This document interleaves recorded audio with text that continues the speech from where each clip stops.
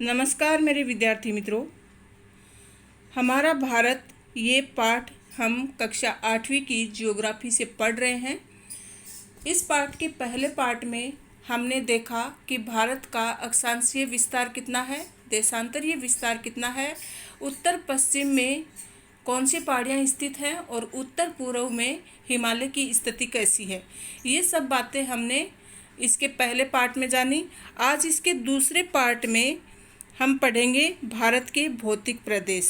तो भारत को सुविधा की दृष्टि से कितने भागों में, भौतिक विभागों में बांटा गया है, वो आज हम यहाँ पर देखेंगे। चलिए शुरू करते हैं।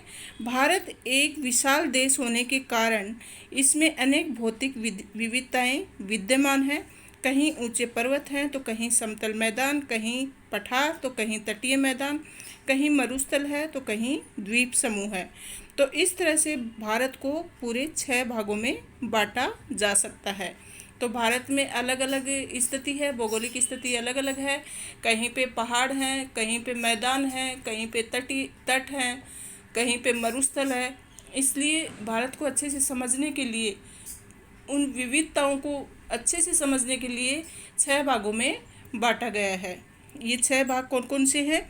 उत्तरी और उत्तरी पूर्वी पर्वतीय प्रदेश जिसमें हिमालय आ जाता है, गंगा का मैदानी प्रदेश, फिर दक्षिण का प्रायद्वीपीय पठार, जैसा कि मैंने कल आपको बताया था कि नीचे का जो भाग है, दक्षिण भाग पूरा भारत का, वो प्रायद्वीपीय कहलाता है। फिर तटीय मैदान, फिर थार का मरुस्थल और द्वीप समूह। तो इनमें से तटीय मैदानों का अध्ययन हमने कक्षा 7 के अध्याय 7 में कर लिया था तथा थार के मरुस्थल का अध्ययन हम अगले अध्याय में करेंगे। आज हम पढ़ने वाले हैं 4 भाग। कौन कौन से? उत्तरी और उत्तरी पूर्वी पर्वतीय प्रदेश। पहला पार्ट ये पढ़ेंगे। आज हम 6 भागों में भारत को बांटा गया है। ये 6 भाग एक बार फिर से देख सकते हैं।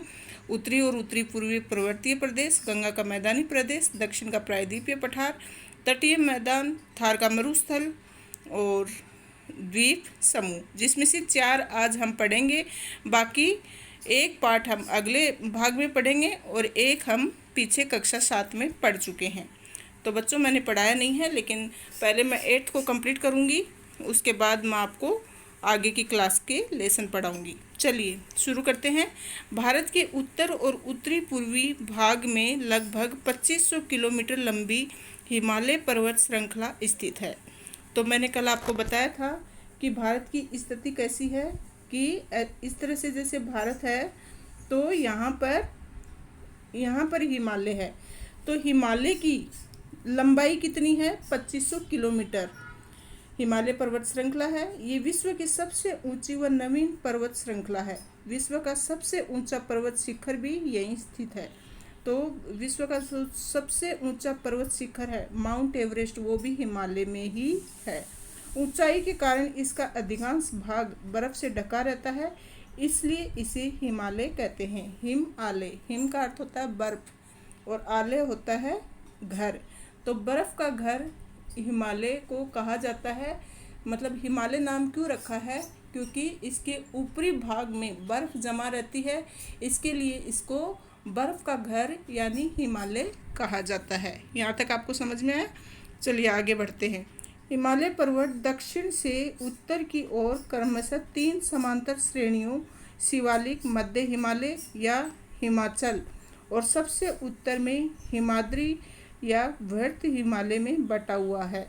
तो हिमालय पर्वत है वो दक्षिण से उत्तर की ओर 3 समांतर श्रेणियों में बटा हुआ है। जैसे सबसे नीचे है शिवालिक, फिर है मध्य हिमालय, फिर ऊपर है ये हिमाद्री या वृहत हिमालय। तो शिवालिक है, फिर मध्य हिमालय को आप हिमाचल भी बोल सकते हैं, और सबसे उत्तर में हिमाद्री है, उसको हिमाद्री या वृहत हिमालय भी बोल सकते हैं। तो इस तरह से दक्षिण से उत्तर का क्रम पूछ सकते हैं या उत्तर से दक्षिण का क्रम भी पूछा जा सकता है। अगर उत्तर से दक्षिण का क्रम पूछेंगे तो सबसे पहले आएगा वृहत हिमालय, फिर मध्य हिमालय, फिर आएगा शिवालिक। और दक्षिण से उत्तर का क्रम पूछेंगे तो सबसे पहले आएगा शिवालिक, फिर आएगा मध्य हिमालय, फिर आएगा वृहत हिमालय। तो उत्तर पश्चिम से लेकर पूर्व में अरुणाचल प्रदेश तक विस्तृत हिमालय की श्रेणियां दक्षिण दिशा में मुड़कर पूर्वोत्तर की असम म्यांमार पर्वत श्रेणी की पटकोई और नागा पहाड़ियों में मिल जाती हैं। तो उत्तर पश्चिम से लेकर उत्तर पश्चिम की दिशा जैसे आपको पता है, ये उत्तर है, ये पश्चिम है, ये पूर्व है और ये दक्षिण है। तो उत्तर पश्चिम से लेकर पूर्व में हिमालय और सबसे उत्तर में हिमाद्री या वर्त हिमालय में, पूर्व में अरुणाचल प्रदेश तथा विस्तृत हिमालय की श्रेणियां दक्षिण दिशा में मुड़कर पूर्वोत्तर की असम म्यांमार पर्वत श्रेणी की पटकोई और नागा पहाड़ियों में मिल जाती हैं। तो यहाँ से हिमालय ऐसे ऐसे जाता है। ठीक है, चलिए। हमारे देश में कृषि और अन्य आवश्यकताओं हेतु सतत जलापूर्ति के लिए इन पर्वत श्रेणियों का महत्वपूर्ण योगदान है। हिमालय और पूर्वोत्तर पर्वत श्रृंखलाओं की स्थिति और बनावट हिंद महासागर से आने वाली आर्द्र मानसूनी पवनों को रोककर भारत में वर्षा कराने में सहायक है। तो आप देख सकते हैं कि भारत के लिए हिमालय का कितना महत्व है कि जो ये हिंद महासागर से जो आर्द्र मानसूनी हवा आती है, पवन आती है, उनको रोककर हिमालय भारत में वर्षा कराने में सहायक है। भारत में अधिकांश भूभाग पर मानसूनी पवनों से वर्षा होती है। तो भारत में अधिकांश वर्षा कौन सी जलवायु से होती है? मानसूनी जलवायु से। इन पर्वतीय प्रदेशों में उत्तर और पूर्वोत्तर भारत की सभी सदानीरा नदियों का उद्गम स्थल है। तो सभी मतलब जो नदियां हैं वो पूर्वोत्तर भारत से और उत्तर भारत से निकलती हैं। जल संसाधन में संपन्न ये पर्वतीय प्रदेश कई बहुउद्देशीय नदी घाटी परियोजनाओं के जनक हैं। उनसे बिजली मिलती है, सिंचाई और सघन जनसंख्या वाले शहरों के लिए जल का प्रबंधन होता है। तो इतनी सारी नदियां हैं, उनके ऊपर बहुत सारी बहुउद्देशीय परियोजनाएं बनाई गई हैं, जिनसे हमें बिजली भी मिलती है, हमारी सिंचाई भी होती है खेतों की, और साथ साथ शहरों के लिए, जो शहरों में जनसंख्या है उनके लिए जल की व्यवस्था भी की जाती है। यहाँ की वन संपदा अभूतपूर्व जैविक विविधता संजोए हुए है। इनकी ढलानों पर चाय और फलों के विस्तृत बागान हैं। तो निम्न घाटियों में फूलों और सब्जियों के खेत हैं। तो ये सब उत्तरी भाग की स्थिति बताई है, उत्तरी पूर्वी हिमालय की, कि यहाँ पर उत्तरी पूर्वी हिमालय से बहुत सारी नदियाँ निकलती हैं, उनके ऊपर बहुउद्देशीय नदी घाटी योजनाएं हैं, जिनसे हमें बिजली मिलती है और सिंचाई के लिए पानी मिलता है, पीने के लिए शहरों के लिए पानी की व्यवस्था की जाती है। यहाँ पर वन संपदा भी बहुत ज़्यादा है। फिर इनके ढलानी भागों में चाय की खेती की जाती है, फलों की खेती की जाती है, और घाटियों में फूलों और सब्जियों का खेत है। यहाँ पाई जाने वाली जड़ी बूटियों की मांग समस्त विश्व में है। पर्यटन के प्रमुख केंद्र यहाँ स्थित हैं। इस क्षेत्र के निवासियों की आजीविका यहाँ की जल और वन संपदाओं पर निर्भर है। तो आप देख सकते हैं, ये है हिमालय की स्थिति। ये पूरा यहाँ पर हिमालय है, जो यहाँ रेड में दिया हुआ है, ये पूरा हिमालय यहाँ से लेकर यहाँ तक उत्तर पूर्व से, ये इसकी दिशा जो है उत्तर पूर्वी भाग है भारत का। तो ऊपरी पूर्ववर्ती हिमालय, फिर मध्य हिमालय, फिर शिवालिक, इस तरह से 3 श्रेणियों में हिमालय को बांटा गया है। इन प्रदेशों में वनों की अंधाधुंध कटाई और अन्य संसाधनों के अति दोहन के कारण यहाँ भूस्खलन, मृदा का तीव्र अपरदन आदि से परिस्थिति तंत्र पर प्रतिकूल प्रभाव पड़ता है। तो यहाँ पर वनों की अंधाधुंध कटाई होती है, उसके चलते मतलब जो भूमि है वो खिसकती रहती है। भूस्खलन मतलब मृदा है वो कटती रहती है, वहाँ से मिट्टी का कटाव होता रहता है, और इसके कारण वहाँ की परिस्थिति पर प्रतिकूल प्रभाव पड़ता है। प्राकृतिक और मानवीय संपदाओं से संपन्न ये प्रदेश अनियोजित, विचारहीन मानवीय क्रियाकलापों के कारण विभिन्न प्रकार के प्राकृतिक और पर्यावरणीय अवनयन से ग्रसित है। तो मनुष्य समझते नहीं है और प्राकृतिक संपदा है उसको हानि पहुंचाने की कोशिश करते हैं, जिसके चलते मतलब पर्यावरण है वो ग्रसित होता है। फिर दूसरा पार्ट हम पढ़ेंगे बच्चों, गंगा का मैदान। हमने हिमालय की स्थिति देखी, अब गंगा का मैदान। तो हिमालय के समानांतर दक्षिण में उत्तर का विशाल मैदान प्रदेश स्थित है। ये गंगा, सतलज व ब्रह्मपुत्र और उनकी सहायक नदियों के द्वारा हिमालय से बहाकर लाई गई मिट्टी से बना हुआ है। तो एक बार यहाँ देख सकते हैं आप कि जो ये ग्रीन पार्ट है पूरा, ये यहाँ पर, तो ये हिमालय से जो नदियाँ आती हैं उनके द्वारा जो मिट्टी बह कर आती है और वो मिट्टी यहाँ जमा हो जाती है, जिससे मैदानी भाग का निर्माण होता है। और ये बहुत ही उपजाऊ भाग है। यहाँ पर कृषि बहुत उपजाऊ है और ज़्यादातर खेती इसी भाग में की जाती है। तो कौन कौन सी नदियाँ हैं? गंगा, सतलज और ब्रह्मपुत्र और उनकी सहायक नदियों के द्वारा हिमालय से बहाकर मिट्टी जो लाई जाती है उससे इस मैदान का निर्माण होता है। नवीन जलोढ़ मिट्टी के कारण ये भारत का सबसे उपजाऊ भूभाग है। भारत में सर्वाधिक कृषि इसी मैदान में की जाती है। इसे भारत का अन्न भंडार भी कहा जाता है। किनको? जो मैदानी प्रदेश है उनको।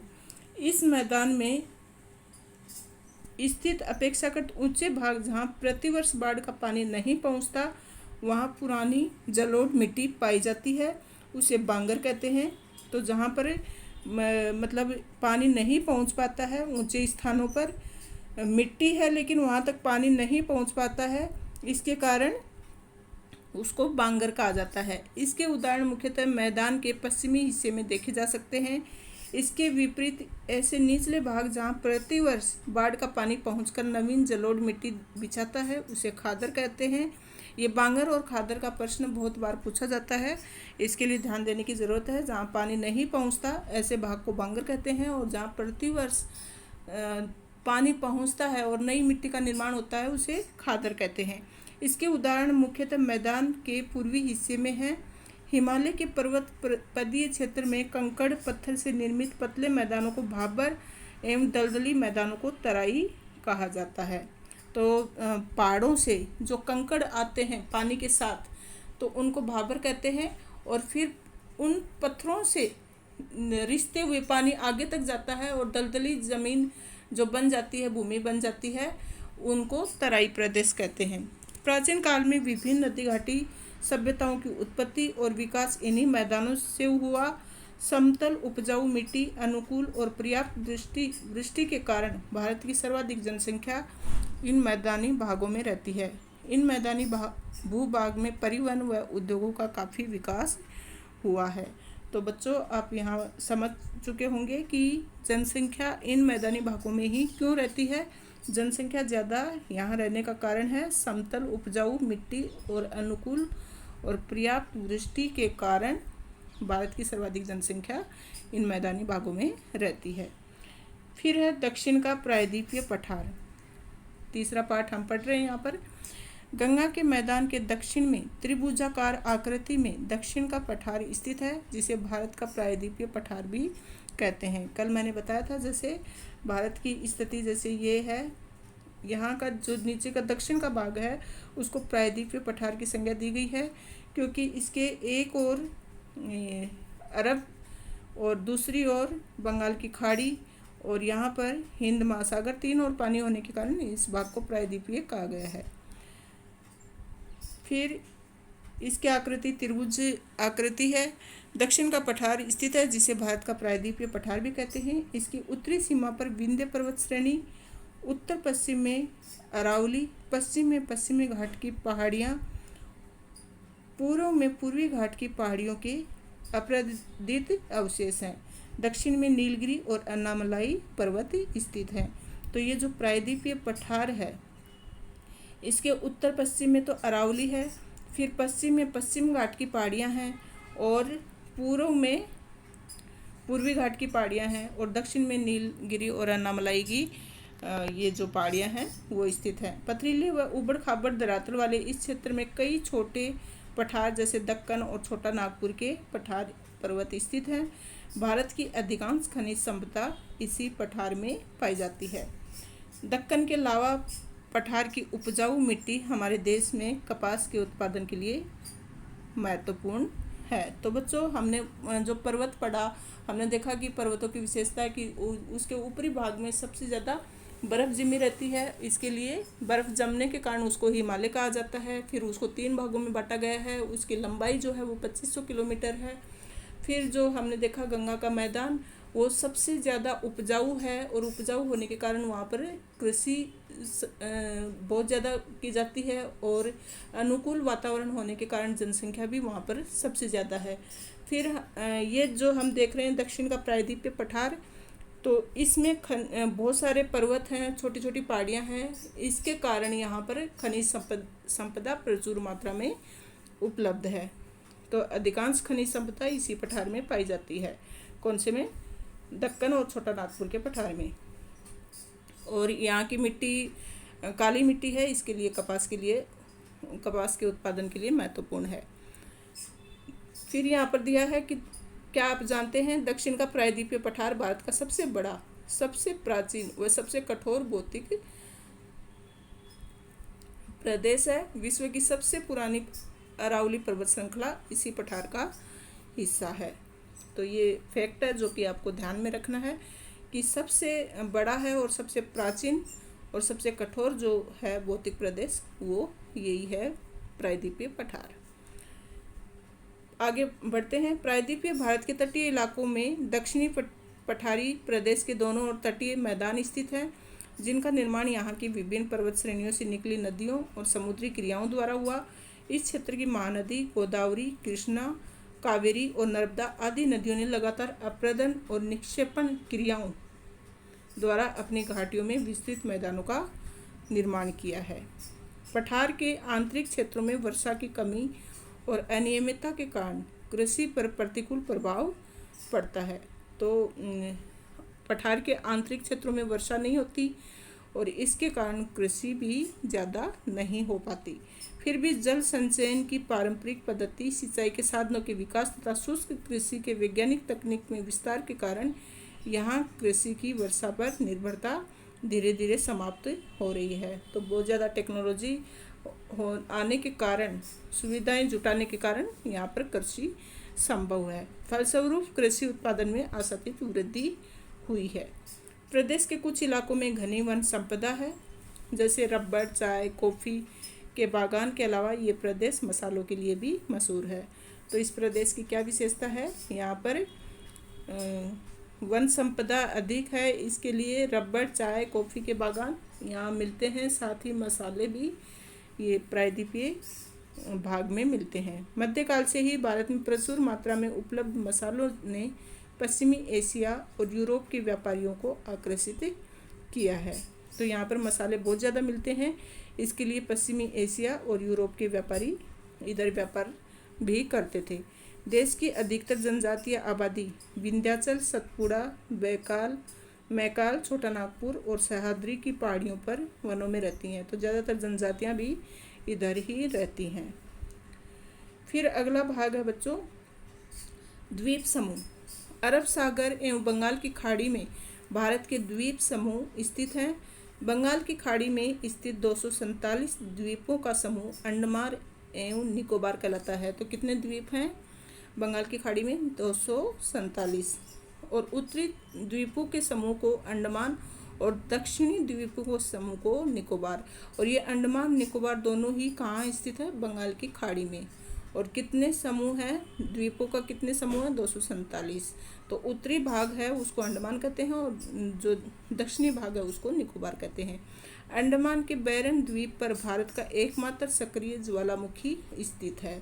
ये ध्यान देने योग्य बात है कि अंडमान का जो बैरन द्वीप है, 247 जो द्वीप हैं उनमें जो बैरन द्वीप है उसमें भारत का एकमात्र सक्रिय ज्वालामुखी स्थित है। निकोबार में स्थित इंदिरा पॉइंट भारत का सबसे दक्षिण द्वीप है। अरब सागर में स्थित 36 द्वीपों के समूह को लक्षद्वीप कहते हैं। तो 36 द्वीपों के समूह है, इसके लिए लक्षद्वीप कहा जाता है। लक्षद्वीप का अर्थ है 1 लाख द्वीप। पर्यटन की दृष्टि से ये द्वीप बहुत प्रसिद्ध है। तो पर्यटन की दृष्टि से ये द्वीप अच्छा है। जबकि जो अंडमान निकोबार द्वीप समूह है, तो अंडमान में बैरन द्वीप है और उसमें एकमात्र सक्रिय ज्वालामुखी स्थित है। फिर हम देखते हैं भारत की सांस्कृतिक परिदृश्य। कश्मीर से कन्याकुमारी तक और गुजरात से अरुणाचल प्रदेश तक भारत का अनूठा और विविधताओं से भरा ये देश है। मानव के जीवन जीने के ढंग को संस्कृति कहा जाता है। सभ्यता मनुष्य के भौतिक क्षेत्र की प्रगति का सूचक है। तो मनुष्य किस तरह से जी रहा है उसको कहते हैं संस्कृति, उसके आचार विचार क्या हैं। और सभ्यता मनुष्य के भौतिक क्षेत्र मतलब मनुष्य की सामाजिक स्थिति कैसी, धार्मिक स्थिति कैसी, राजनीतिक स्थिति कैसी, तो इसको मतलब कहते हैं सभ्यता। कौन कौन सी उसको भौतिक सुख सुविधाएं, व्यापार करते थे या कृषि पर आधारित थी, नगरों में रहते थे या शहरों में रहते थे, ये सब उसकी सभ्यता दर्शाते हैं। जबकि संस्कृति मानसिक क्षेत्र की प्रगति का द्योतक है। तो मानसिक स्थिति मतलब उसके आचार विचार क्या हैं, उसके संस्कार क्या हैं, ये संस्कृति दर्शाती है। अर्थात हमारे रहन सहन, सोच विचार, पहनावा, खान पान, नृत्य, संगीत, धर्म, विश्वास, दर्शन, भाषा एवं साहित्य आदि का मिला जुला ताना बाना ही संस्कृति है। ये सांस्कृतिक विविधता ही हमारी विरासत है।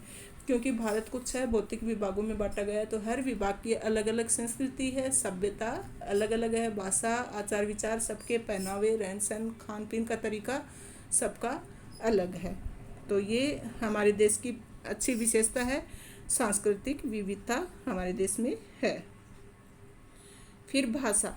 भारत में 2001 की जनगणना के अनुसार 122 भाषाएं और 234 मातृभाषाएं हैं। इनमें से 22 भाषाओं को संवैधानिक दृष्टि से अनुसूचित भाषाओं का दर्जा दिया गया है, मतलब 22 भाषाएं हैं, उनको मान्य किया गया है संविधान में। प्राय ये भाषाएं देश के विभिन्न प्रांतों और समुदायों की प्रमुख भाषा हैं। मातृभाषा वह भाषा है जिसका उपयोग व्यक्ति की माँ ने व्यक्ति के बचपन से बात करने के लिए किया है।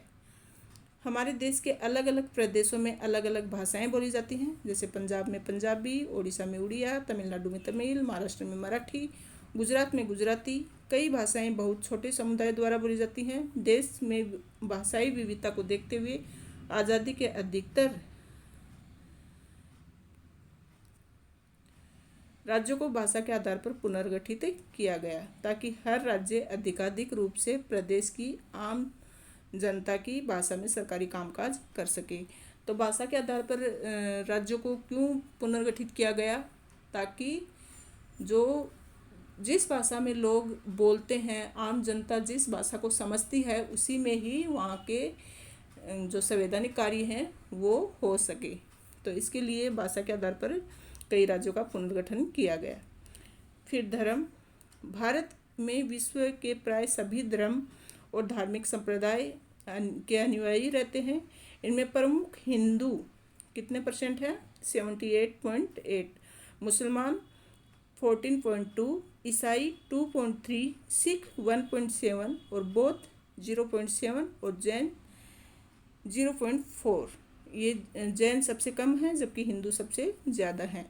हिंदू, जैन और सिख धर्मों के अनुयायी मुख्यतः भारत में ही निवास करते हैं। विश्व की कुल मुसलमान आबादी का एक बड़ा भाग भारत में रहता है, क्योंकि हिंदुओं के बाद ज़्यादा जो प्रतिशत है वो मुसलमानों का है। भारत कई धर्मों का जन्म स्थल भी है, जैसे हिंदू, बौद्ध, जैन, सिख। विभिन्न धर्मावलंबियों की उपस्थिति भारत की सांस्कृतिक विविधता को समृद्ध बना देती है। तो इतने सारे धर्मों वाला देश है, इसके लिए हमारी सांस्कृतिक विविधता और भी समृद्ध बनती है। तो ये फैक्ट भी आपको ध्यान देने हैं कि हिंदुओं का प्रतिशत कितना है, मुसलमानों का कितना है, सबसे ज़्यादा किसका है और सबसे कम किसका है। जनजाति समूह। आदिकाल से जब विभिन्न मानव समुदाय भारतीय उपमहाद्वीप में पहुँचे तो धीरे धीरे समस्त भारत में वितरित हुए। तब भारत के विस्तृत और विविध भौगोलिक परिस्थितियों और ऐतिहासिक घटनाओं के कारण कुछ समुदाय दुर्गम स्थानों में जाकर बस गए। तो आदिकाल में भारत में बहुत सारे लोग उपमहाद्वीप में पहुँचे थे और धीरे धीरे समस्त भारत में वो फैल गए। और भारत के विस्तृत और भौगोलिक परिस्थितियों और ऐतिहासिक घटनाक्रमों के चलते तो कुछ लोग जो थे वो मतलब पहाड़ियों में, ऐसे पर्वतों में ऐसे जाकर बस गए। ये दुर्गम स्थान पहाड़ और जंगल थे। कालांतर में ये प्राकृतिक दुर्गमता के कारण उन पर नदी घाटियों में विकसित हो रही सभ्यताओं का आंशिक प्रभाव पड़ा। इसके कारण सामाजिक विकास की प्रक्रिया में ये मैदान में बसे। कृषक और नगरीय समाज के मुकाबले पिछड़ गए ऐसे समुदाय जो दुर्गम इलाकों में रहते हैं उन्हें भारत की जनजाति कहते हैं। तो उन लोग मतलब भारत में जब ज़्यादा आक्रमण होने लगे और बहुत सारे घटनाक्रम होने लगे और भौगोलिक परिस्थितियों के चलते लोगों ने पर्वत और पठारों को अपनी मतलब शरण स्थली बना लिया, फिर उधर ही ये लोग रहने लगे और इन दुर्गम इलाकों में रहते थे। इनको ही भारत की जनजाति कहते हैं। तो जनजाति में कौन कौन है? गोंड है, भील है, संथाल है, ओरांव, सहरिया, नागा, मीरी आदि, डाफला आदि कई जनजाति समूह पश्चिम में गुजरात और राजस्थान से लेकर पूर्व में पश्चिमी बंगाल तक तथा पूर्वोत्तर राज्यों में रहते हैं। मैदानी क्षेत्रों में इनकी उपस्थिति नगण्य है। मैदानी क्षेत्रों में ये लोग नहीं रहते हैं, ये ज़्यादातर पहाड़ी क्षेत्रों में रहते हैं। सामाजिक और आर्थिक दृष्टि से ये देश का सबसे कमज़ोर समुदाय है। तो इन लोगों के पास ज़्यादा सुख सुविधाएं नहीं है, न ये खेती इनके पास है, न ही कमाने का कोई साधन है। ये समाज के सबसे कमज़ोर लोग हैं। विविधता में एकता। हमने इतना सारा भारत के बारे में इतनी सारी विशेषताएं पढ़ी और हमने समझा कि भारत में बहुत सारी विविधता है। अलग अलग इलाकों में अलग अलग तरह के लोग रहते हैं, उनकी संस्कृति अलग है, उनका खाना पीना रहना सहना सब अलग है और सबके जीवन जीने का तरीका अलग है। तो उसके चलते भी भारत इतनी विविधताओं को समेटते हुए भी एक है। भारत में अनेक सांस्कृतिक विविधताएं हैं, फिर भी ज़रूरत इस बात की है कि हम चाहे किसी भी मजहब, भाषा, जाति या समुदाय के हों, दूसरों की संस्कृति का सम्मान करें। भारत में इतनी अधिक भौगोलिक एवं सांस्कृतिक विविधताएं होने के बावजूद भी ये एकता के सूत्र में पिरोया हुआ है। इसलिए कहा जाता है कि अनेकता में एकता भारत की विशेषता। चलिए, आपको ये पाठ समझ में आया होगा बच्चों। अभी थोड़े से जो कठिन शब्द हैं उनको देख लेते हैं। प्रदेश क्या होता है? प्रदेश जहाँ समान विशेषताओं वाले विस्तृत क्षेत्र हैं। दुर्गम्यता, जहाँ आसानी से नहीं जाया जा सके। धर्मावलंबी, किसी धर्म विशेष को मानने वाला। आजीविका, मतलब जीवन जीने के लिए किया गया कार्य। और बहुउद्देश्य, बहुत सारे उद्देश्यों को जो एक साथ पूरा कर सके उनको कहते हैं बहुउद्देश्य। फिर देखो, निम्नलिखित में से किस देश की सीमा भारत से नहीं मिलती है? ये आपको बताना है कि किसकी सीमा भारत से नहीं मिलती है। वैसे मैं बता देती हूँ, ईरान की सीमा भारत से नहीं मिलती है। जनसंख्या की दृष्टि से विश्व का दूसरा सबसे बड़ा देश कौन सा है? ये भारत है। और पहला कौन सा है? चीन है। तो ये आपको ये सब मैंने समझाए हैं और ये ध्यान में रखना है बच्चों कि 29वां राज्य तेलंगाना बना था, लेकिन अब वर्तमान में भारत में 28 राज्य हैं और 8 केंद्र शासित प्रदेश हैं। ठीक है, ये सारे प्रश्नों के उत्तर आपको नहीं आते होंगे तो मैं ज़रूर इनके लिए अलग से वीडियो बनाऊंगी। थैंक यू सो मच आप वीडियो पूरा देखने के लिए। आपको ये पाठ अच्छे से समझ में आया होगा। किसी प्रकार का डाउट है तो कमेंट बॉक्स में अवश्य लिखें और बहुत बहुत धन्यवाद।